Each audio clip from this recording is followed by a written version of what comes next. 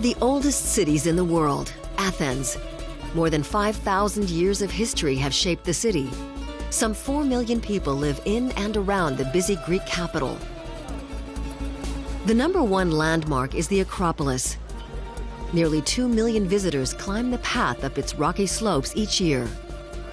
The central building of the Acropolis is the Parthenon. It was built almost 2,500 years ago and is dedicated to the Greek goddess Athena. In 1987, the Acropolis was named a UNESCO World Heritage Site. Pavlos Samios is a famous painter in Greece and a professor for Byzantine art. The 62-year-old sees the ruins of the Parthenon as something very special. All the pieces which is missing, you put it by knowing exactly how it was and all that. I don't know if I see today the sculptures of Parthenon with colors and the way it was before. I don't know if I'm going to like it. Sometimes the ruin, the old thing, it's better. I mean, we learn how to shoot that now that way. If tomorrow somebody, a magician comes and make the Parthenon the way it was, I don't know if I like it. At the foot of the hill is the Acropolis Museum. It was opened 1.5 years ago and is now a major tourist attraction.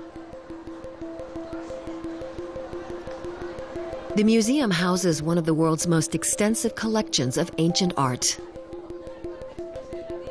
Under the museum are the remains of the old city of Athens. The whole building is specially elevated so that the archaeological dig can continue. The museum's glass walls allow visitors to see where many of the exhibition items came from. I am proud that we have built the museum. There was non-stop controversy about it for 30 years. Now the building is finally finished. People know these items from the textbooks, but they can finally see them up close, here, for the first time.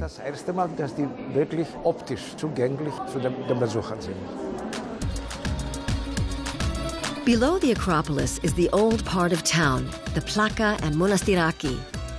The area is much loved by tourists and locals alike. Cafes, art galleries, and little markets wait to be discovered in the narrow alleyways. I like to walk around. There's a nice cafe, and now in the night there's a nice places which you can hear some jazz, some music. They change it. It's a place we change every 10 years. Never is the same. Just around the corner is Barros. It was Athens' first distillery and is one of its oldest wine shops too. Even back in ancient times, winemaking played a big role in Greek culture. I believe Greece is the #4th country in the world of quality of wine.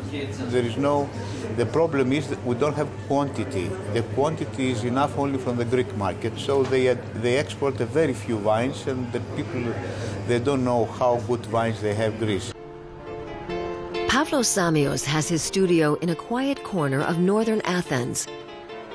His artworks are on display in the UK, the US, and in Asia.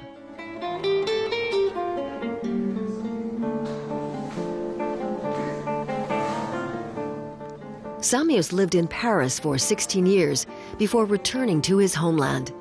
It's here that he originally found his inspiration for art, he says. I study all the sculptures and everything. I learn how to draw through them. I learn how they use the mathematics to make the composition. It's very important that for my work. If you are living every day and you open your eye and you see the Acropolis, it's part of your life. For Pavlos Samios, life in such an ancient city is perfectly normal. But for the 3 million tourists who come here each year, it's like stepping back in time.